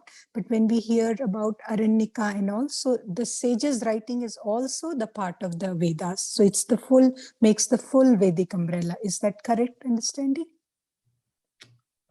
Sorry, I spaced out for 1 second. You're saying the Vedas are also part of that same umbrella, or what's part of the same umbrella? So there are Aranyakas which are written by sages, and right. Yes. So we can understand that the whole knowledge about demigods and about Lord himself, his impersonal, personal aspect, is given directly by the Lord. But there are sages who has given the writings explanation on top of it, and both the things makes the complete umbrella of Vedas. Is this correct to say? Correct. So the different sages are writing it down. But the Aranyakas and things, to my knowledge, they are part of the Vedic books. So they are considered Shruti. I'm not 100% sure. So that I don't honestly know the answer to the Aranyakas, that are they considered Smriti or Shruti? To what I recall, I think they're also Shruti. So different sages write things down, but majority, it's all been written by Vyasa, and whatever Vyasadeva wrote as part of the Vedas and Upanishads are definitely Shruti. The Mahabharata and Ramayana, well, the Mahabharata, that is Smriti. Vyasadeva writes it down, but it's still Smriti because it's not a Shruti literature. So Vyasadeva primarily writes down Shruti books, but he also writes down some Smriti books as well. Okay, Prabhu. Thank you so much. Thank you again. Thank you. Yes, Hare Krishna. And one last point on this meat eating part, which Prabhupada, which is mentioned about in the ear. So if someone does want to offer meat by saying this prayer, then they can only kill one animal once a week with their own axe. There's no slaughterhouses, and that offering naturally cannot be done to Krishna. It has to be done to Kali. She's the only goddess who accepts meat. And so therefore, that's why demigod worship has to be there, because the devotee has to advance, but then in order for them to gradually advance, right now they're not ready for Krishna worship. So therefore they're worshiping the demigod in the meantime. So just one final point. Yeah. Kokila, Prabhu. Hare Krishna, Dandat Pranam, Prabhuji. Hare Thank Krishna. you so much, Prabhuji. It's been a while. I've been trying to, uh, thank you in person so that I could, I've been listening to your classes and thanks a lot to all the Vaishnavas who are presenting so many nice ideas and questions which are, intriguing and making us to think more. So I really appreciate all that. And Prabhuji, I have a question, although everybody has asked so many technical questions, but I have a very, I would say, a very minor question, I would say. No, no, go So ahead. Yes. my question is, Prabhuji, that you said that there is some pleasure even in the moksha, but the soul doesn't desires it. So what kind of pleasure, Prabhuji, would be there uh, for a liberated soul, as you said? Hmm. So Prabhupada says that moksha, the place of moksha, is a place, they're still transcendentalists. They're still great yogis and transcendentalists because they have given up the suffering of the material world. They have given up material suffering. So there's no positive pleasure there, but there's no negative suffering there, which is a big deal. And so there's pleasure in that way. There's a huge, massive sense of relief. Right? It's kind of like, it's a relief that a person gets after they use the bathroom. Right? Oh my gosh, I'm relieved of that suffering. But then there's no positive pleasure there just by relieving yourself. So that's kind of the situation there, that eventually Prabhupada actually says this exact sentence. Prabhupada says, the soul gets bored. The soul gets bored there. Right. So, and is there any possibility that the soul can progress from there to the, Vaikuntha and like Golok Dham or something? Yes, Prabhupada says that actually some fortunate souls, they go from the Brahma Jyoti to the spiritual world because they hear the Sankirtan of the devotees. As they're going to the spiritual world, they're passing through the Brahma Jyoti. And if they're loudly chanting and singing Krishna's glories, then on the Brahman level, their heart is fully purified. It's free from material contamination, but they don't have the spiritual love. That's what they're lacking. They don't have bhakti. So when they hear the kirtan of the pure devotees like Narad Muni, by hearing that, it immediately makes them it gives them love for Krishna, and they go to the spiritual world. But that's quite rare. Generally, they come back to the material world and then they progress from where they left off. Oh, okay. Thank you so much, Prabhuji. I'm sure I'm taking so much of your time, but I have one more query. Like you said that as we know that Durga or Kali is the material, like the form of like energy of the Lord. So how could energy of the Lord accept the sacrifice of an living entity or animal, to say? How can we explain that? Yes, they do it out of compassion to help the souls progress. So she is, she doesn't like these devotees. This is why when Jad Bharat was there and they were trying to sacrifice him to her devotees were trying to sacrifice him to her, she took the side of Jad Bharat and she just chopped the heads off of her own devotees who were doing it, illegally and a human sacrifice in the wrong way. So she doesn't like it, but it's a way of progress. These people are going to kill animals. So now here's a way to restrict them. Here's a way to slow it down. If someone's doing something wrong, like Prabhupada gives the wonderful example, he says the child is determined to touch the fan, right? They're going to put their finger and they're going to touch it. So what does the kind parent do? The loving parent, they put the fan on slow or they turn it off, and then it's still rotating, and then they tell the child, touch it. And he wants to touch it, so he touches it, and it hits his finger, but it doesn't cut his finger off. It hurts, but it doesn't cut it off.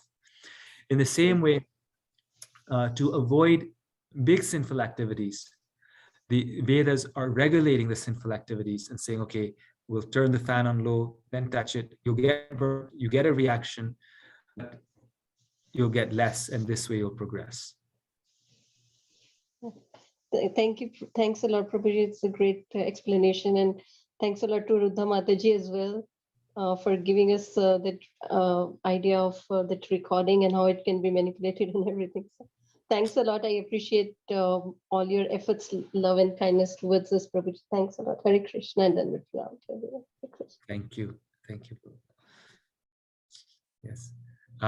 Last question by Prabhu, who says iPhone written on it. Hare Krishna, Prabhu. I have a question, but it's more like a dumb question, I think. So asking for forgiveness. But I'm trying to understand the analogy where you said the Achinta Bheda Veda Tattva, where body and the finger example that you gave, when the finger is separate from the body, the finger has no utility, basically. It's not complete. So in that context, if we think that God is complete, but one of his particle is away, and how can he be Purnamadam? Okay, so the thing is that even when the finger is separate from the body, it's still complete. But the finger cannot realize its completeness unless it's connected. You see, so the soul is always complete. The soul is always Satchit Ananda. The soul is always pure. But when it's covered by this material energy due to its own choice and freedom, which is part of its completeness, that the soul must be free, then it doesn't realize its completeness. It feels that something is lacking. When we're not fully in touch with Krishna, then we feel that something is lacking. Maybe my mother has some further comment on this. Ma, do you want to add something? Well, I was just thinking that how Krishna is not incomplete, obviously, but also his eagerness to have us back is also an indication of how, when a jiva is not with him, that intensity of that love, that separation that Krishna feels from that jiva is because we are part of him, that little unit that has fallen down. And even though he's complete, even without it, but yet, just like every particle of the sunshine, is there, but is part of the sun, ultimately is connected. So anyway, so I was just thinking that it may show Krishna's separation, it may indicate Krishna's separation from the jivas is so intense. Is because, even though he's complete, but he's still feeling incomplete. He's still feeling incomplete. Yes, actually, I'm glad you mentioned this, because that was part of the question that I forgot about or skipped. That what about Krishna in terms of does Krishna feel incomplete when one of the souls is not present with him? And there's some good reason to believe that Krishna does feel incomplete, because Shastras describe how when the child leaves the home, the parent misses the child more than the child who's left. So when we leave the spiritual world, Krishna misses us more than even we miss Krishna. And Krishna wants us back more even when we are missing Krishna. So in that way, Krishna is feeling incomplete, but we are still within his creation. So we're still within his creation. And for this reason, Bhaktivinoda Thakur actually in his Jaiva Dharma says that even in the material state of consciousness, we are also serving the Lord. Because that's not the reason why we leave. The reason why we leave is our free choice. But even when we are leaving, we are assisting the pastimes of the Lord. This is the Lord's pastime of separation, of showing his affection towards his lost souls. And in this way, he comes down as Lord Chaitanya and he saves all the conditioned souls. So this is not here. I'm not preaching the philosophy of no fall, or that we've fallen because of Krishna's desire. We have fallen because of our own desire, and we are responsible ourselves. But as a side thing, our own choices are serving Krishna's pastimes, and those very pastimes in themselves are what are part of Krishna's completeness. His pastimes of separation, his pastimes of saving the conditioned souls are the very parts of Krishna's pastimes that are the part of his completeness. Thank you, Prabhuji. Thank you. Thank you very much. Ambika Mataji, you have a question, Mataji? Yes. Hare Krishna Prabhuji, Dhanvat Pranam, Jai Srila Prabhupada. Very wonderful class, Prabhuji. So thank you for explaining such a technical topic. So many good explanations and so many good questions, realizations.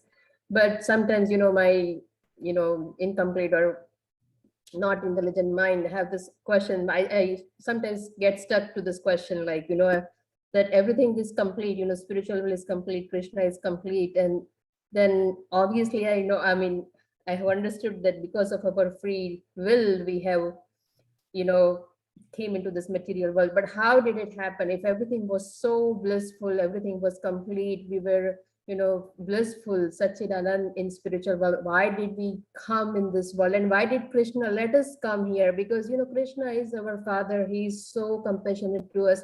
Like, as one of our kid, he makes some mistakes, he or she, we're not going to let them out of this house and say, yeah, go to the prison, this is your punishment. We are going to work with the child and, work with the child in the house and make sure that, he comes to the right path. Why did Krishna do that to us, sent us to the material world? Like, I still, I have heard so many explanations, but like sometimes I still get stuck to this question. Yes. So your question is actually referring to two problems concerning the problem of evil. The first is the logical problem of evil, which says that logically speaking, why did Krishna have to create the material world and let us come here? Logically speaking, why is there evil and suffering? And the second part of this problem of evil is called the evidential problem of evil, meaning that, well, even if Krishna had a purpose in sending us here, which is easy to understand because of free will, some explanations are given. Why did Krishna let us suffer so much? That is called the evidential problem. That, okay, even if evil is necessary, why is there so much evil in the world? Why did he send his children out to prison for 20,000 years? Why not just for 2 years, right? So we can identify that there are two things that we struggle with. And in your question, you're expressing both of these things. So the first one, as far as the logical problem of evil, a part of what makes us complete is our free will. And even though everything is perfectly complete, it is the Vaishnavacharyas tell us it is simply causeless. It is simply inconceivable why we would want to turn away from Krishna, but we have that Ishvara Bhava within us, and we wanted to be like Krishna, and therefore we turned away. It is simply, Vishwanath Chakravarti Thakur actually uses this word. He says, it is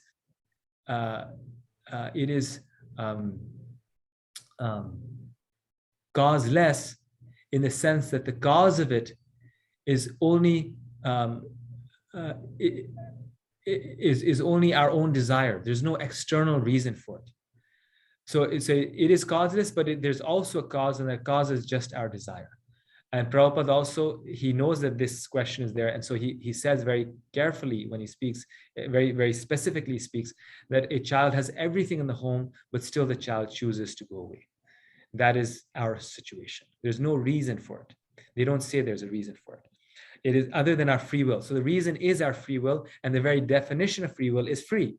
If it's free, it is causeless. Therefore, it is free will. It is just our choice. Why do I choose a blue car rather than a red car? I mean, does the red color hurt my eyes? No, it doesn't. It's just causeless. It is my choice. Then we have to ask all of these questions. But there's so many things that we do in this world simply because this is my will. It is my choice. So this is one thing. That's the answer to the logical problem, that to respect our free will. Krishna does this to make sure that love is free. Krishna allows a different world. We are very stubborn, and so Krishna allows us this. Now, as far as the evidential problem of evil, many philosophers and devotees have thought about this. But the conclusion that they come to every time is that how much suffering we need to go through, that is, only Krishna knows that. We don't know. How much suffering, that is not a question that we can ask or answer. We cannot know the answer of this because Krishna knows how much we need to get back to the correct state of consciousness. And to us, it seems a lot. It seems too much.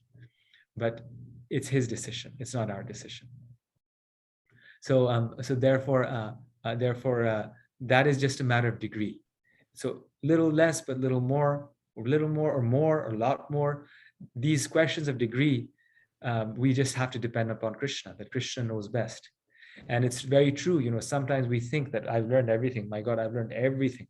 But then Krishna puts us through more difficulty and we realize, oh my gosh, there was something I didn't learn.